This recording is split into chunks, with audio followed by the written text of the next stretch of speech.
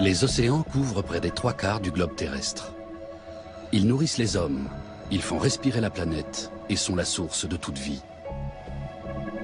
Mais aujourd'hui, ils sont envahis de matières plastiques qui n'ont pourtant rien à y faire. Inventé par l'homme, le plastique joue un rôle fondamental dans la société de consommation. Mais pour la nature, il représente une véritable menace. 6 millions de tonnes de matières plastiques sont jetées tous les ans dans les océans. Cela correspond à la production mondiale de plastique pour l'année 1960. Une grande partie de ces déchets flottent. De canalisation en canalisation, ils finissent par rejoindre les fleuves, puis la mer. La matière plastique n'est pas biodégradable. Le papier, lui, se décompose en quelques semaines. Quant au bois, aux boîtes de conserve ou aux canettes métalliques, il faut compter plusieurs décennies, voire plusieurs siècles. Mais la mer finit toujours par les dissoudre. La matière plastique, elle, demeure. Elle ne se décompose pas. Elle se fragmente en milliards de microparticules que les courants vont transporter aux 4 coins du globe. Des millions de tonnes de plastique se retrouvent ainsi en suspension dans la mer. Avec quelles conséquences ?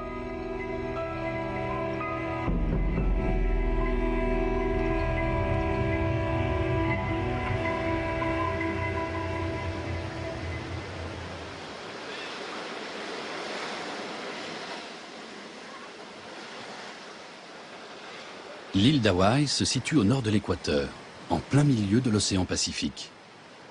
Pour les vacanciers, Big Island, comme on la surnomme, est un petit paradis. Mais les apparences sont trompeuses. Certains coins de l'île sont en fait très pollués. L'océanographe Nikolai Maximenko étudie cette pollution depuis des années. Il se rend à Camilo, au sud de l'île, dans une baie bordée par un désert de roches volcaniques. Depuis toujours, de nombreuses épaves échouent sur cette plage. Les habitants de l'île la surnomment Junk Beach, la plage poubelle. Autrefois, la mer y rejetait d'énormes troncs d'arbres d'essence inconnue à Hawaï. Ce bois passait des années à dériver dans l'océan et finissait dans cette baie comme attiré par un aimant. Aujourd'hui, le même phénomène se reproduit avec les matières plastiques.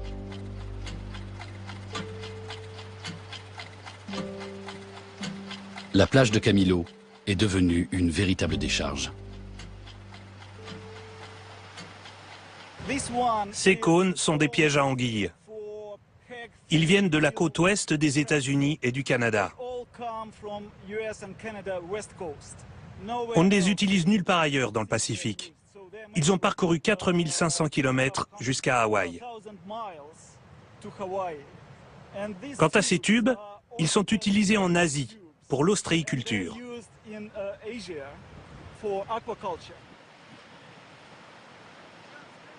L'océan Pacifique recrache à Camilo tout ce que l'homme jette négligemment dans la mer sur les côtes asiatiques et américaines. Mais pourquoi tous ces déchets échouent-ils ici? D'après Nikolai Maximenko, la clé du mystère se trouverait dans le vaste système des courants océaniques.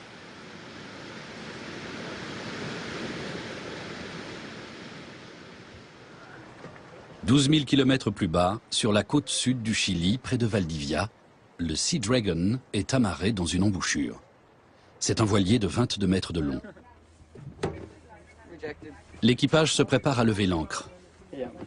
Il part à la recherche des déchets en plastique en suspension dans l'océan Pacifique. Il s'intéresse au même phénomène que Nikolai Maximenko, mais dans l'hémisphère sud. C'est Marcus Eriksen qui dirige l'expédition. Océanographe et militant écologiste, il sillonne les mers du monde depuis des années pour mesurer l'ampleur de la pollution par les matières plastiques. J'ai commencé à m'intéresser à ce phénomène quand je suis allé dans les îles Midway.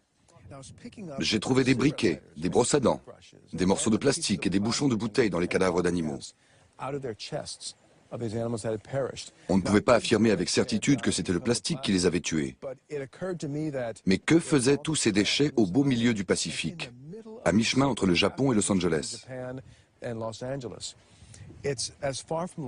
On était à des milliers de kilomètres des côtes.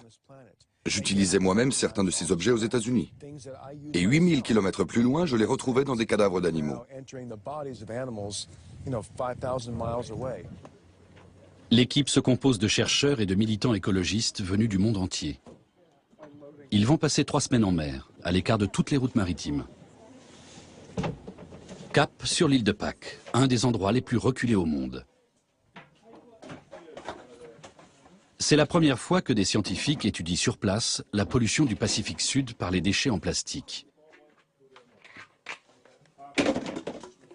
Des échantillons seront prélevés de manière systématique, puis analysés dans un laboratoire californien.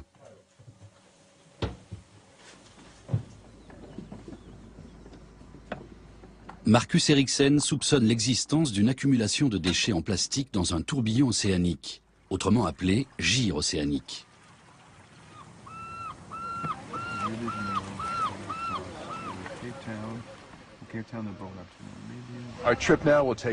On part de Valdivia et on va zigzaguer à travers le gire du Pacifique Sud jusqu'à l'île de Pâques. Ça va nous permettre de prélever des échantillons représentatifs à la surface du gire. On ne sait absolument pas combien de déchets en plastique en provenance d'Amérique du Sud, de Polynésie, de Nouvelle-Zélande et d'Australie finissent dans le gire du Pacifique Sud.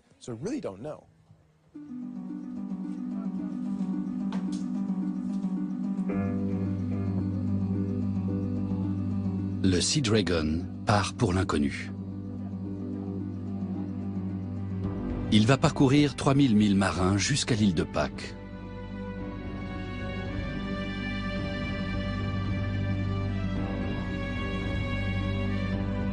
Et durant ces 3 semaines, l'équipage sera coupé de tout.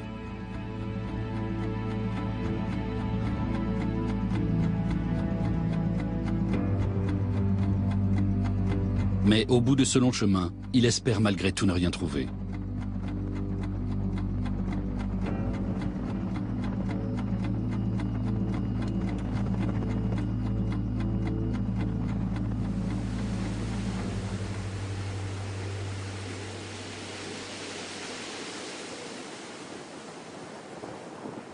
Les montagnes de détritus de la plage de Camilo suggèrent une forte concentration du plastique à proximité des côtes.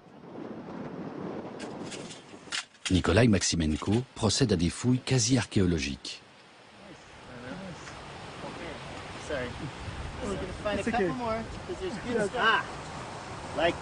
C'est quoi ça? Une pince? Oui, c'est une pince à cheveux. Tiens, un bouchon d'essence.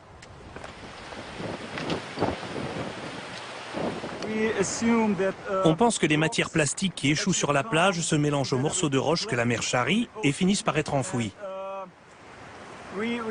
Il est possible qu'on découvre de vieux déchets sous les cailloux.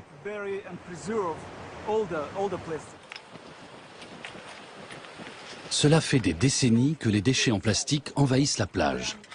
Mais quand et à quelle fréquence? C'est ce que Nikolai Maximenko tente de déterminer. D'après lui, la réponse se trouve dans le système complexe des courants océaniques.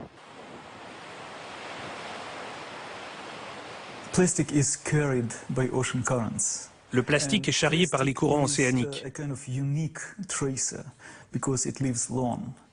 C'est un traceur exceptionnel parce qu'il résiste très longtemps.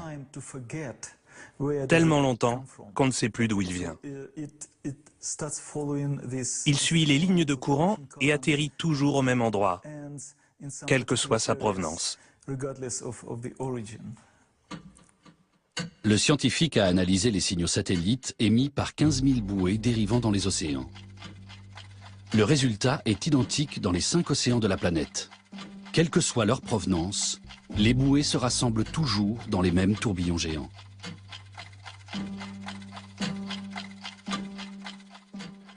Tous les objets flottants dérivent vers les latitudes moyennes, et ce, dans n'importe quel océan. Ils se rassemblent ensuite dans des zones relativement restreintes qu'on appelle plaques de déchets.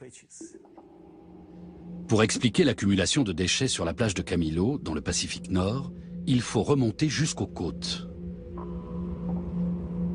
D'après les estimations, 20 000 tonnes de matières plastiques sont rejetées chaque jour dans l'océan. Un certain nombre finissent dans de grandes plaques de déchets. La rotation de la Terre, les forces de la gravitation et les vents font tourbillonner ces plaques. Il y en aurait 5 en tout. Mais seules celles de l'Atlantique Nord et du Pacifique Nord sont réellement connues. L'existence de 3 autres plaques situées au sud de l'équateur reste à prouver.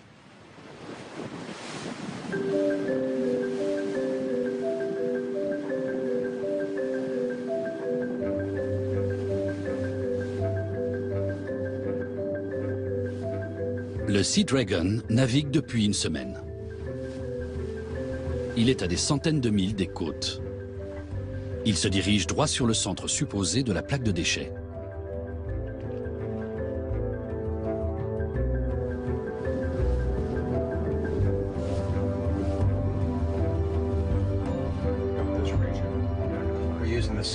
Nous utilisons le même modèle que Nikolai Maximenko, qui indique que la zone d'accumulation se trouve ici.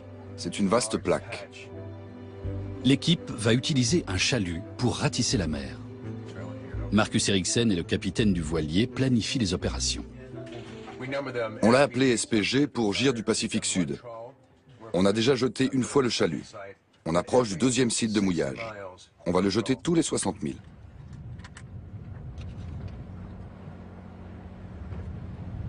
Ce chalut évoque la forme de la raie manta, dont il porte le nom. C'est un filet de fine maille qui permet de ratisser la surface de l'eau sur 1 mètre de large.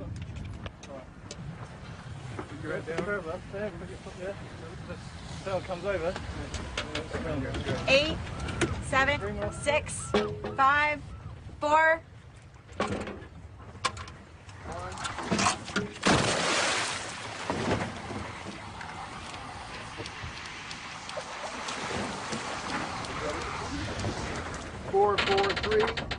Le chalut reste 1 heure dans l'eau pour chaque prélèvement. 266.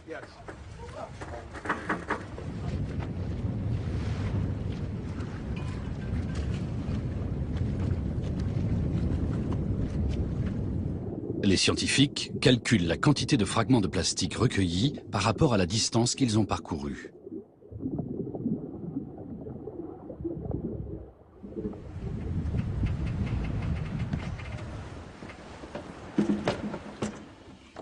Ils pourront ainsi estimer la quantité de plastique présente à la surface de l'eau.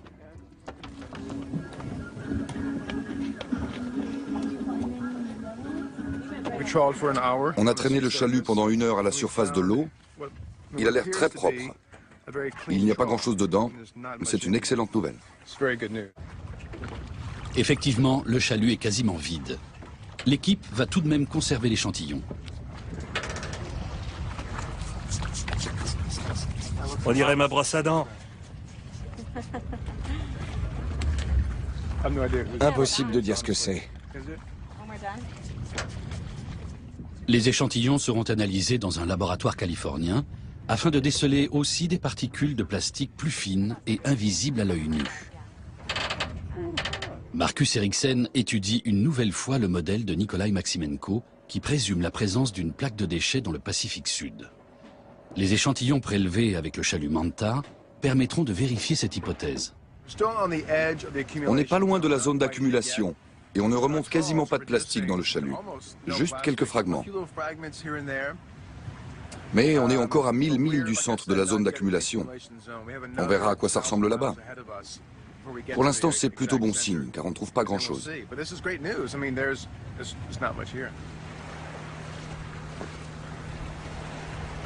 Les mers du Sud auraient-elles été épargnées par la pollution? Y a-t-il un espoir que les déchets n'aient pas envahi le sud de l'équateur?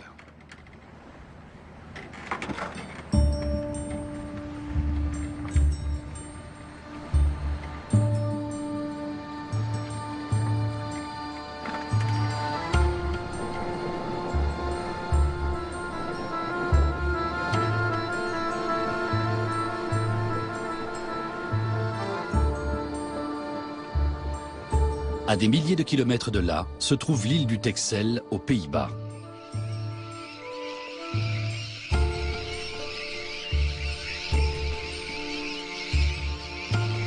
Jan van Franeker est un océanographe et ornithologue hollandais. Il a retrouvé par hasard la trace d'une autre forme de plastique en suspension dans l'océan.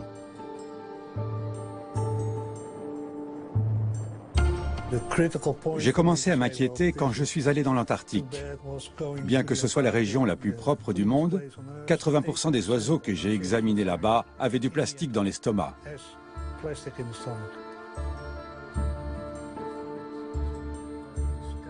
Cela fait 20 ans que Jan van Franeker trouve des matières plastiques dans l'estomac des oiseaux. Mais cela le révolte toujours autant.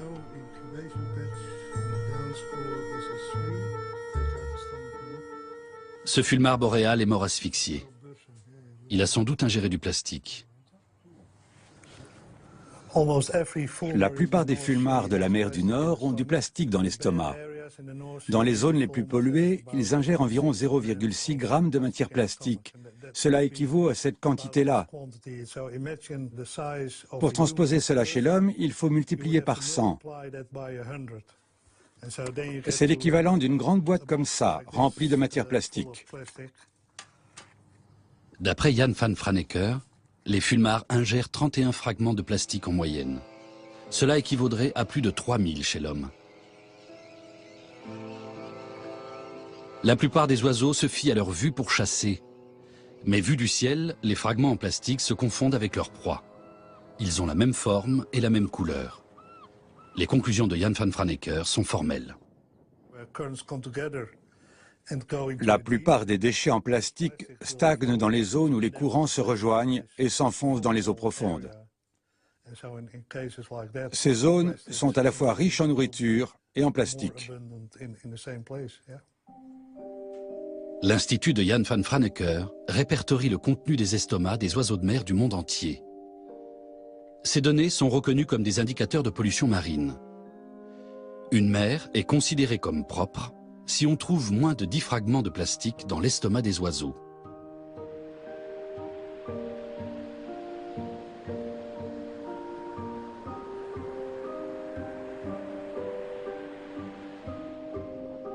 Que cela signifie-t-il pour la faune de Camilo? On ne peut faire que des suppositions. On trouve principalement de gros objets de couleur rouge. Mais dans mon seau, il y a surtout des fragments blancs, bleus et verts qui sont les couleurs de l'océan. Ce sont ceux que les poissons et les oiseaux n'ont pas ingérés. On voit moins de rouge et de violet. Ceux-là ont peut-être été ingérés parce qu'ils sont plus visibles.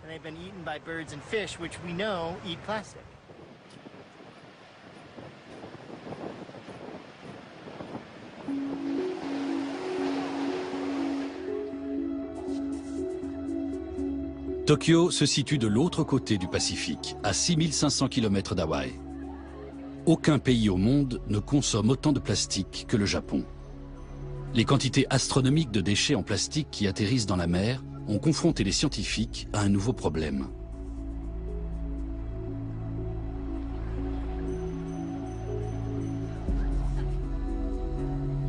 Katsuhiko Saïdo est chimiste.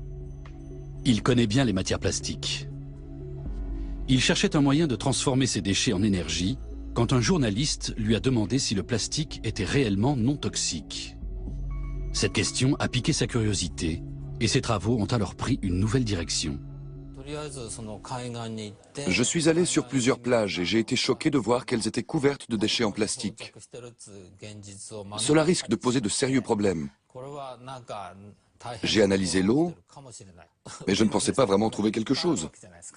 La mer est si grande. Quelques morceaux de plastique ne représentent qu'une goutte dans l'océan. Et pourtant, Katsuhiko Saïdo a trouvé des substances inquiétantes sur les plages et dans les mers du monde entier.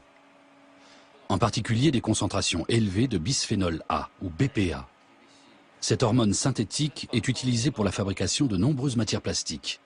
Depuis plusieurs années, on soupçonne qu'elle a un effet néfaste sur la santé humaine. Katsuhiko Saïdo s'interroge. Comment de telles quantités de BPA atterrissent-elles dans l'environnement? Ces expériences lui permettent de faire une découverte. Il n'est pas nécessaire de chauffer les matières plastiques à haute température pour les décomposer, comme on le pensait jusqu'alors. Dès 30 degrés, des additifs toxiques, comme le BPA, se décomposent et peuvent se mélanger à l'eau de mer, par exemple.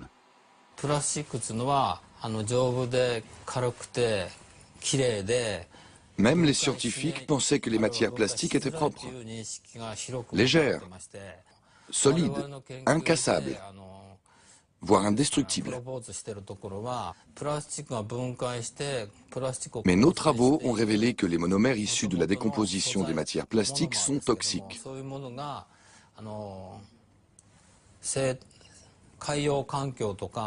Ils sont rejetés dans la mer et peuvent contaminer des organismes.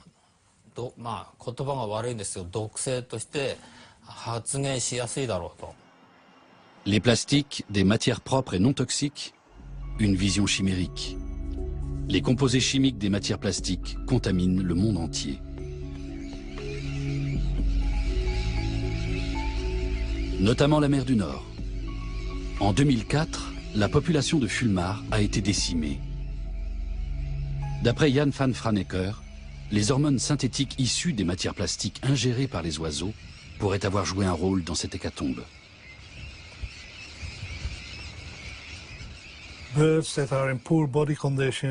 Normalement, les oiseaux qui sont en mauvaise condition physique ne couvent pas.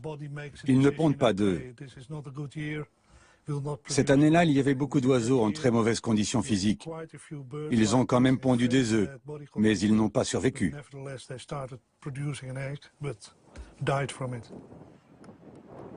Personne ne sait exactement comment ces hormones synthétiques contaminent l'organisme des animaux. Aujourd'hui, le BPA est interdit en Europe dans la fabrication des biberons. C'est un début, mais cela ne change pas grand-chose. Des millions de tonnes de cet additif toxique ont déjà été rejetés dans les océans de la planète.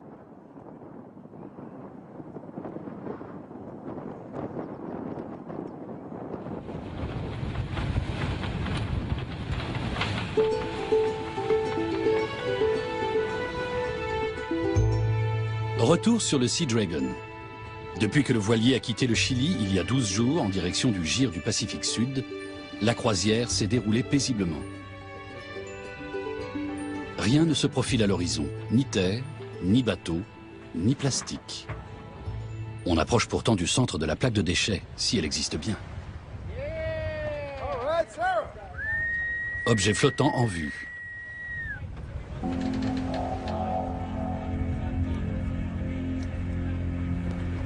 Il s'agit d'un seau en plastique. L'équipe est partagée entre l'excitation d'avoir enfin trouvé quelque chose et l'appréhension. La mer va-t-elle lui réserver d'autres mauvaises surprises? De gros objets en plastique flottent aux alentours.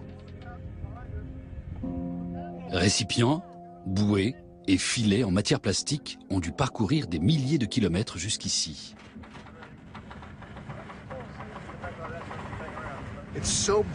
Les UV rendent le plastique très cassant. Les plastifiants se décomposent et il ne reste que les polymères. Ils sont fragiles et les vagues les réduisent facilement en minuscules fragments. Le Sea Dragon semble approcher de la plaque de déchets.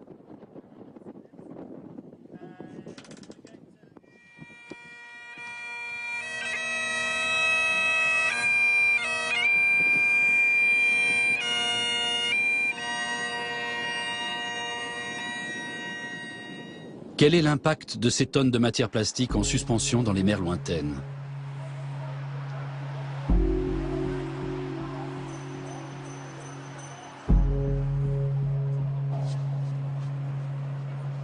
Hideshige Takada de l'Université d'agronomie de Tokyo étudie la pollution chimique de la baie de Tokyo depuis des années. Il trouve souvent de petites billes en plastique.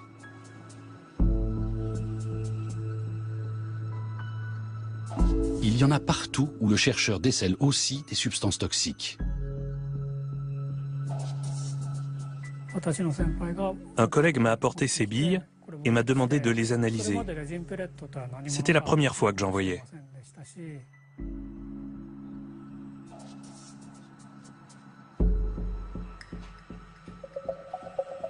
De nombreux objets en plastique sont fabriqués à partir de ces billes. Elles sont produites en grande quantité. Régulièrement, nombre d'entre elles s'égarent et finissent dans les fleuves et les mers.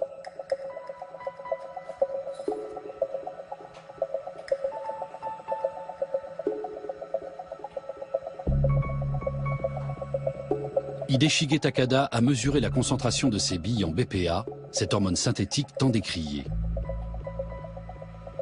Il a également recherché d'éventuelles traces de produits toxiques, comme le DDT, un insecticide, ou les PCB autrefois utilisés dans l'industrie. Ces substances, probablement cancérigènes, ont longtemps été utilisées sans qu'on s'inquiète de leur toxicité. Aujourd'hui, elles sont interdites, mais on continue d'en trouver dans les fleuves et les mers du monde entier.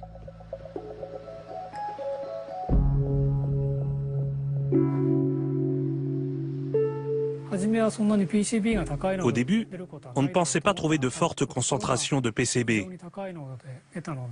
Mais quand on a découvert que les billes de plastique contenaient des millions de fois plus de PCB que l'eau, on n'en revenait pas.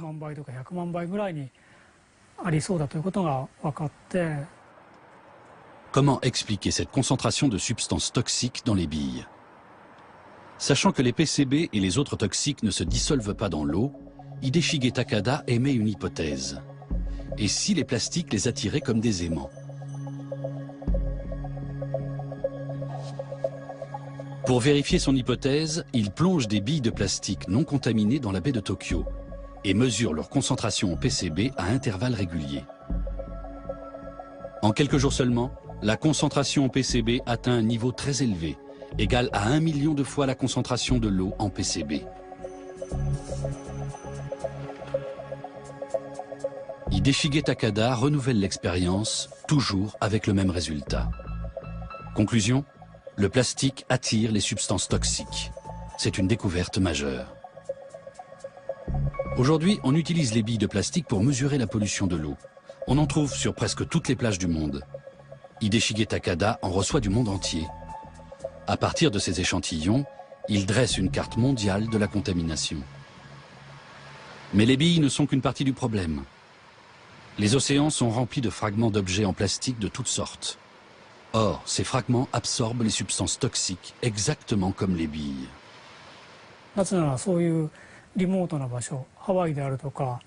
Dans des endroits reculés comme Hawaï, Sainte-Hélène ou les Canaries, la contamination locale au PCB et autres substances toxiques est faible. La faune et la flore ne sont pas exposées aux polluants industriels. Mais des fragments de plastique chargés en substances toxiques sont charriés par la mer et ingérés par les animaux. Ces fragments disséminent des substances toxiques à travers le monde entier.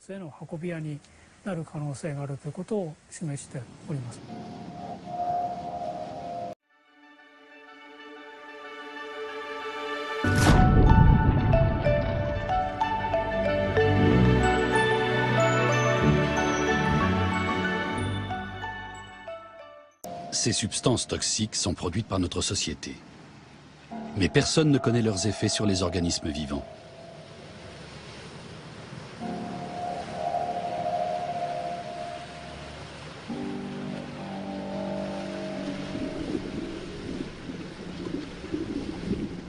Les fragments de matière plastique qui flottent dans la mer sont des bombes chimiques.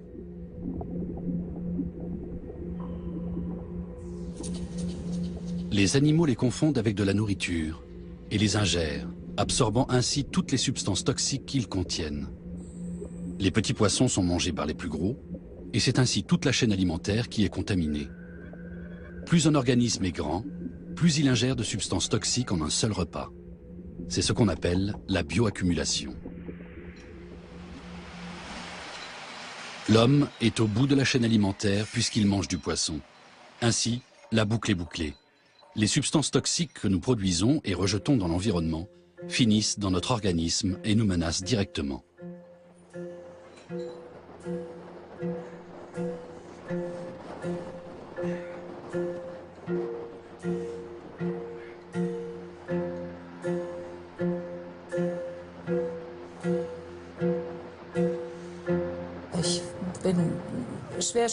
J'ai été très choquée de voir des mollusques présentant des réactions inflammatoires très violentes en quelques heures seulement. Jusqu'à présent, les optimistes pensaient qu'une fois ingéré, le plastique transitait dans l'organisme et était rejeté sans faire de dégâts. Mais Angela Köhler, de l'Institut Alfred Wegener en Allemagne, est loin d'être de cet avis. Elle s'intéresse aux moules qui sont consommés par l'homme. Pour son expérience, elle crée des conditions extrêmes en déversant des microparticules de matière plastique dans un aquarium.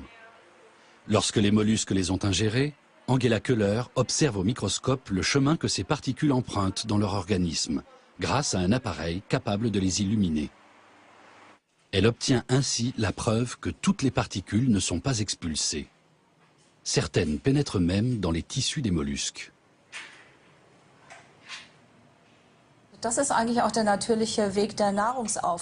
Une moule se nourrit par le biais de ses branchies. Si des microfragments en plastique se trouvent dans l'eau qui l'entoure, ces branchies les retiennent aussi et ils passent dans son système digestif. On observe également que les particules de matière plastique s'agglutinent en grappes avant de pénétrer dans les tissus. La présence de plastique dans les espaces interstitiels des tissus provoque une violente réaction inflammatoire dans la glande digestive. Ces inflammations peuvent avoir de nombreuses conséquences, telles que le développement d'un cancer.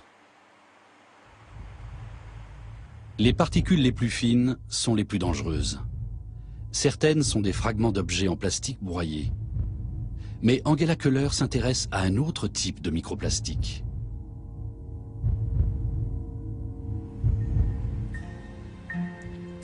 Ce sont ceux utilisés depuis longtemps dans les objets du quotidien, même s'ils sont trop petits pour qu'on les voie à l'œil nu. Ce sont par exemple les perles ajoutées à certains dentifrices pour détruire la plaque dentaire.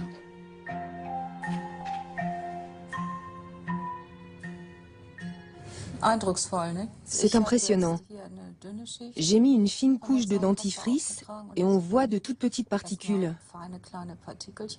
C'est terrible. Je ne voudrais pas avoir ça dans la bouche et encore moins l'avaler. Et pourtant, on avale souvent du dentifrice quand on se lave les dents.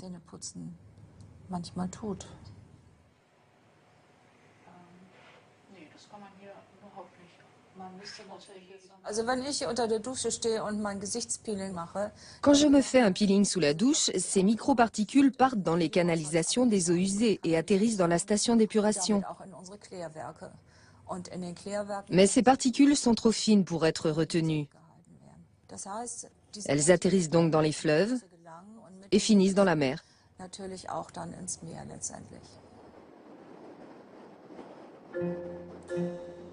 Les microplastiques utilisés dans les biens de consommation courante ne sont pas les seuls à poser problème.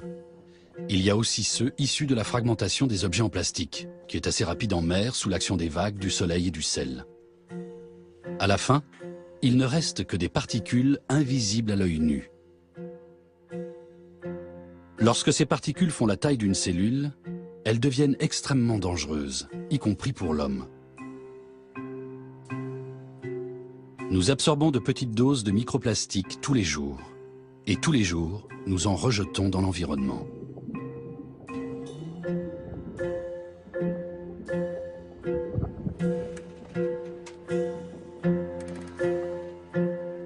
Le Sea Dragon est à 2000 milles des côtes chiliennes.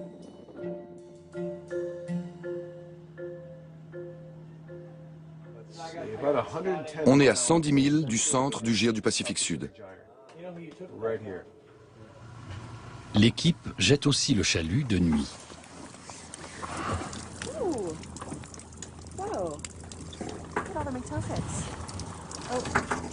Il y a un morceau de plastique là.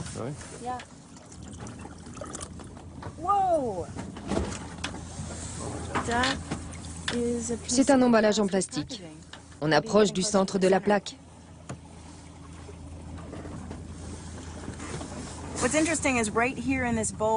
On a toute la chaîne alimentaire dans ce récipient. On a un emballage en plastique, 6 ou 7 fragments de plastique, et puis ce poisson lanterne.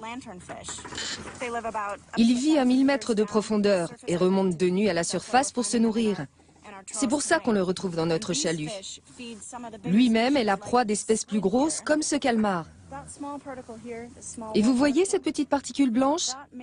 Ça pourrait être du zooplancton ou un œuf de poisson, c'est-à-dire ce que mange le poisson lanterne.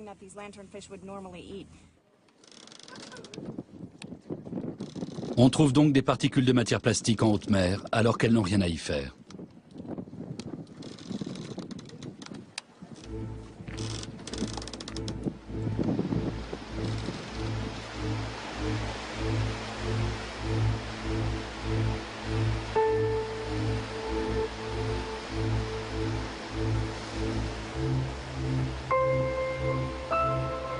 Marcus Eriksen et son équipe jettent régulièrement le chalut pour dénombrer exactement les particules de plastique de la zone. Le chalut contient maintenant plus de plastique que de plancton. Jusqu'à 6 fois plus dans certaines zones. Même si ça ne se voit pas à l'œil nu, les craintes de l'équipe semblent se confirmer.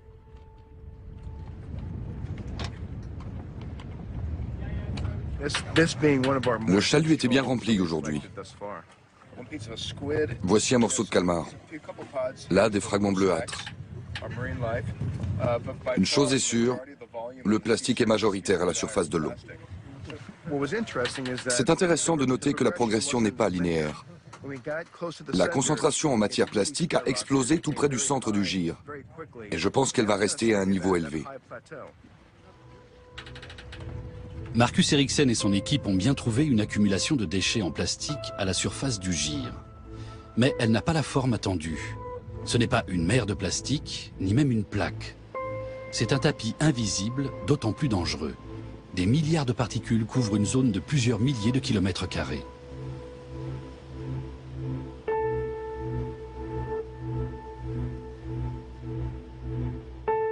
Ces déchets ont dû dériver des années dans l'océan pour se fragmenter en aussi petits morceaux.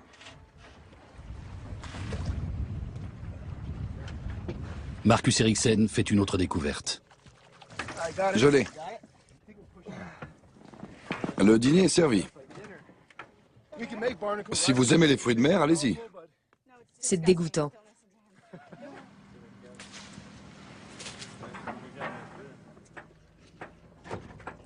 On dirait qu'il y a du plastique à l'intérieur de la corde. Cette bouée et sa corde en plastique sont couvertes de ces étranges crustacés et d'autres organismes originaires d'une lointaine région du monde. Il y a 50 ans, on n'aurait trouvé ici que du bois, des noix de coco et éventuellement des pierres ponces. Mais une bestiole comme ça n'aurait jamais survécu à une migration transocéanique. Les matières plastiques en suspension dans l'océan causeraient-elles d'autres types de perturbations dans l'écosystème mondial ?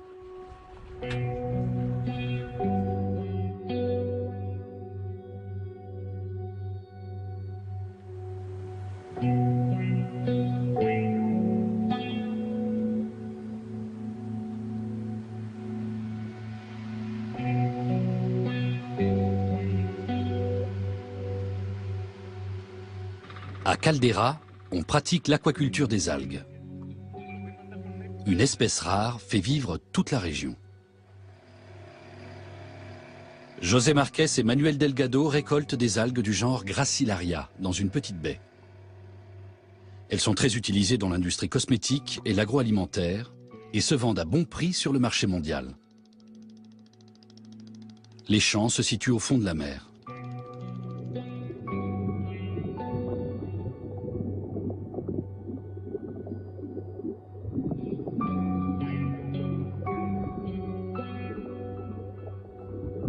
Mais il y a quelques années, une nouvelle espèce d'algue appartenant au genre Codium est apparue brusquement et a envahi la baie.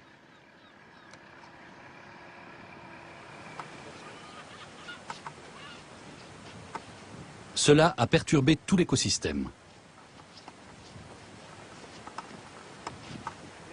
L'algue invasive est originaire du Japon.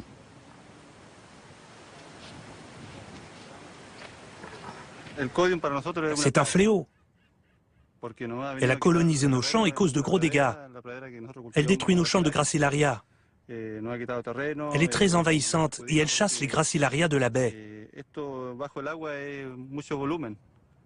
Quand la mer est agitée, les Gracilaria sont arrachés et les Codiums prennent leur place. Les zones envahies ne sont plus exploitables.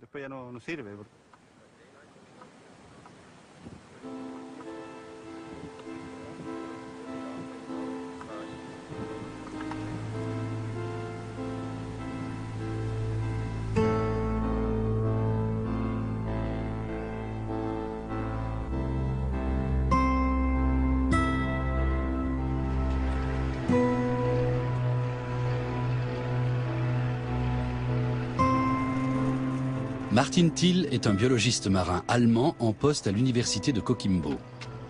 Il sillonne régulièrement les côtes du Chili. Un peu par hasard, il a découvert un lien entre les déchets en plastique polluant la mer et l'invasion de Codium à Caldera.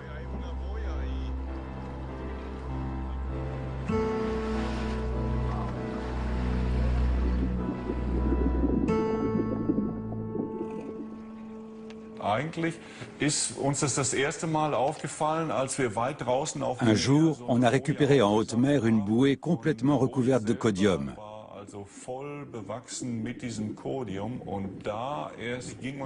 C'est comme ça qu'on s'est aperçu que ces bouées pouvaient peut-être disséminer des algues.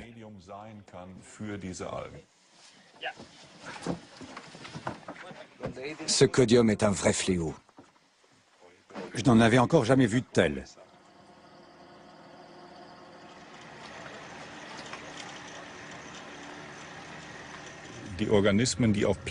Les organismes qui colonisent les déchets en plastique peuvent se propager très loin. Le plastique est un véhicule beaucoup plus résistant que les algues ou le bois, qui se décomposent et coulent beaucoup plus rapidement.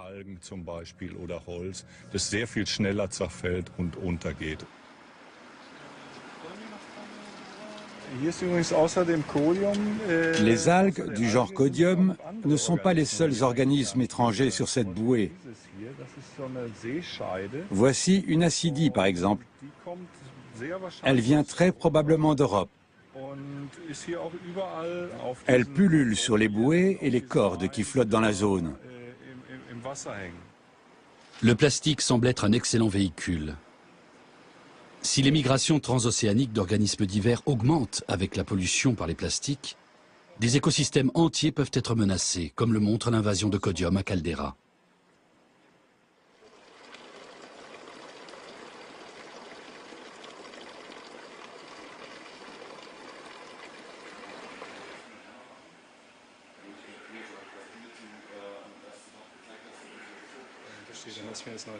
La majorité des organismes qui voyagent sur les bouées et les autres supports ne sont pas visibles à l'œil nu. Ce sont ces micro-organismes qui sont à la base de la chaîne alimentaire. Ils colonisent chaque fragment de plastique par milliards.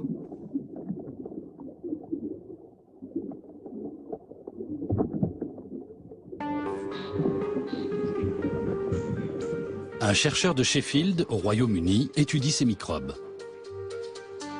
1 gramme d'eau de mer ou de sédiments contient des milliers de micro-organismes très différents. Mais 2 espèces sont majoritaires sur les fragments en plastique. Peut-on parler alors de microbes du plastique? Jesse Harrison a prélevé des échantillons de sable sur plusieurs plages anglaises. Pour reproduire ce qui est devenu la norme au Royaume-Uni, il a mélangé le sable avec du plastique.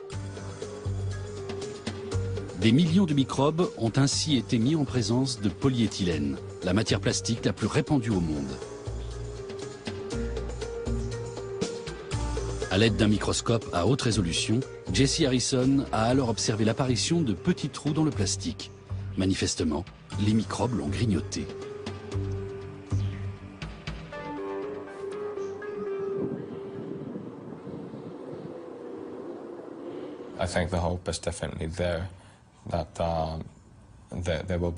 Nous espérons pouvoir trouver des microbes capables de dégrader soit les polluants associés aux matières plastiques, soit les matières plastiques elles-mêmes. Mais quel est ce nouveau type de microbe? Leur environnement est quasiment inconnu. Quelle est leur fonction dans l'écosystème océanique? Et comment expliquer qu'ils attaquent les matières plastiques? Pour tenter d'en savoir plus, Jesse Harrison a analysé leur ADN.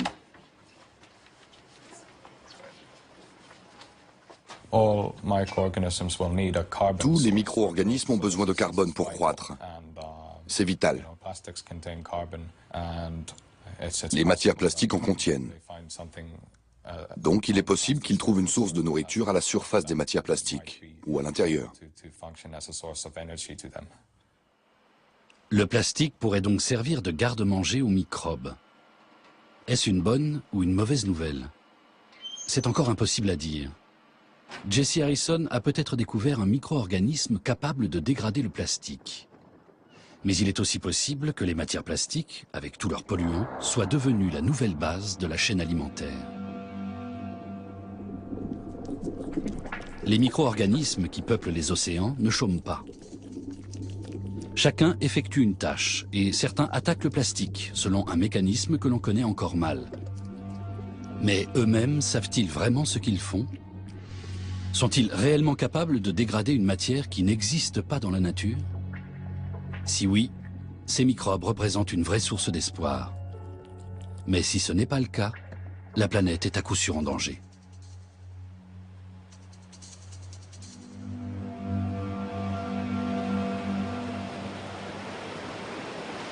À Hawaï, personne n'ose encore croire qu'un jour, des microbes pourraient dépolluer la plage de Kamilo.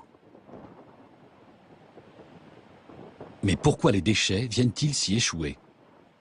Ceux qui rejoignent la plaque de déchets du Gyre ne devraient-ils pas rester prisonniers, d'après la thèse de Nikolai Maximenko? Pour tenter de comprendre, l'océanographe se livre à une expérience.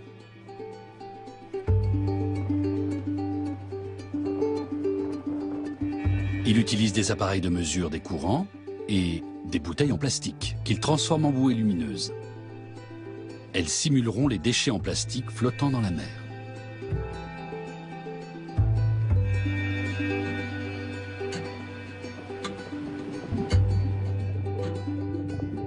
Les bouées sont amenées derrière le ressac. La traversée du récif, avec ses courants et ses requins, est très dangereuse.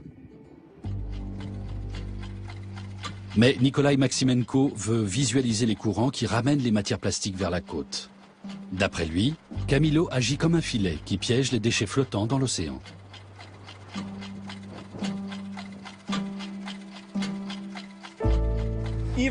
Si les courants étaient stables, tous les déchets resteraient dans une plaque relativement petite, au milieu de l'océan. Mais il y a des perturbations qui expliquent que la plaque rejette des fragments qui dérivent ensuite jusqu'à Hawaï. On estime que la plaque de déchets du Pacifique Nord contient 100 millions de tonnes de matière plastique. Si Nikolai Maximenko dit vrai, tous ces déchets finiront un jour par échouer à Kamilo et dans les autres baies d'Hawaï.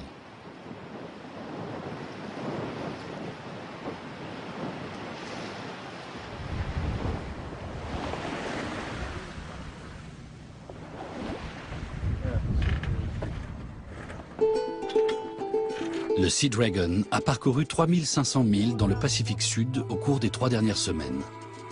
Il approche enfin de l'île de Pâques. L'expédition a établi qu'il y avait bien une accumulation de déchets dans le Gyre du Pacifique Sud. L'île de Pâques va-t-elle connaître le même sort qu'Hawaï?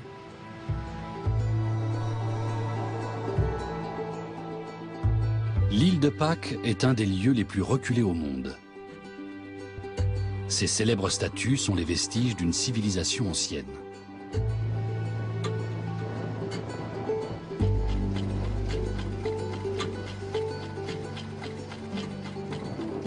Les Rapa Nui ont pillé les ressources naturelles de leur île. Il n'y a presque plus d'arbres. Les déchets en plastique de notre civilisation pourraient bien achever de détruire le peu de nature qui subsiste.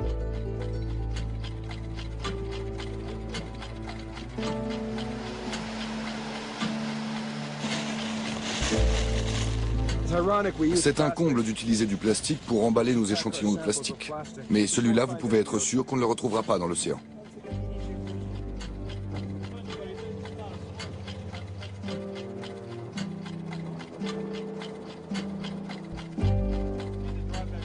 Avant de rentrer aux États-Unis pour analyser les échantillons prélevés, Marcus Eriksen et Anna Cummins veulent inspecter les plages de l'île de Pâques. Sont-elles envahies par les déchets en plastique, comme tant de plages de l'hémisphère nord?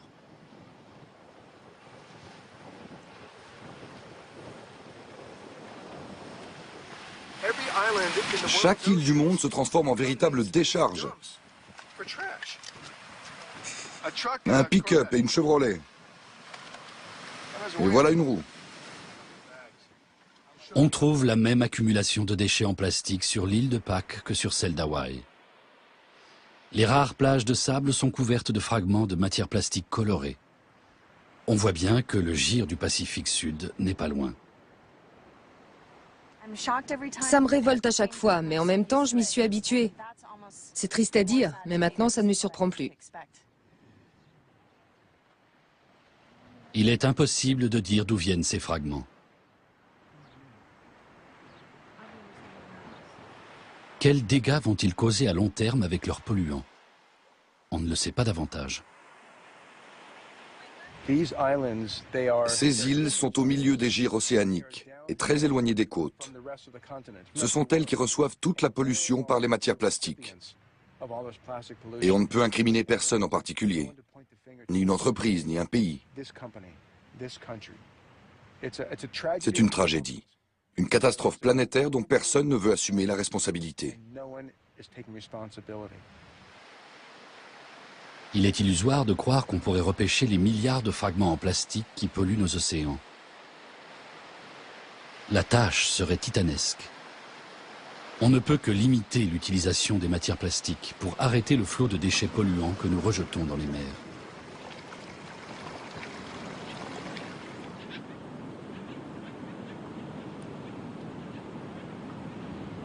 Les scientifiques mènent un combat isolé contre les déchets en plastique. Mais il est malheureusement perdu d'avance. Les déchets de la société de consommation ont traversé les mers et polluent aujourd'hui les coins les plus reculés de la planète.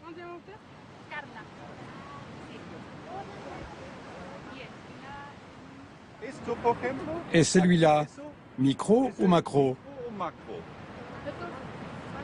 Celui-là? Macro, bien sûr. Et celui-là? Bien sûr que non. Au Chili, comme dans d'autres pays du monde, on a entrepris un grand inventaire. Martin Thiel embauche les élèves des écoles pour compter les particules de plastique échouées sur les 6500 km de côte du Chili. Personne ne connaît l'étendue réelle de la pollution des différentes régions du pays. Des milliers de bénévoles participent à l'opération. Les scientifiques espèrent que la publication des chiffres servira d'électrochoc. Car pour que le monde diminue sa consommation en plastique, encore faut-il qu'ils prennent conscience de l'étendue des dégâts. Il faut garder espoir et continuer à croire qu'on peut changer les choses. La moindre initiative compte. Chaque plage nettoyée est un progrès. Je n'utilise plus de sacs en plastique, que des sacs en tissu. C'est comme ça qu'on fait avancer les choses. Peut-on changer le monde? C'est très difficile de mesurer le poids de nos actes. Mais je compte bien faire un peu évoluer les choses au cours de ma vie. J'espère y arriver.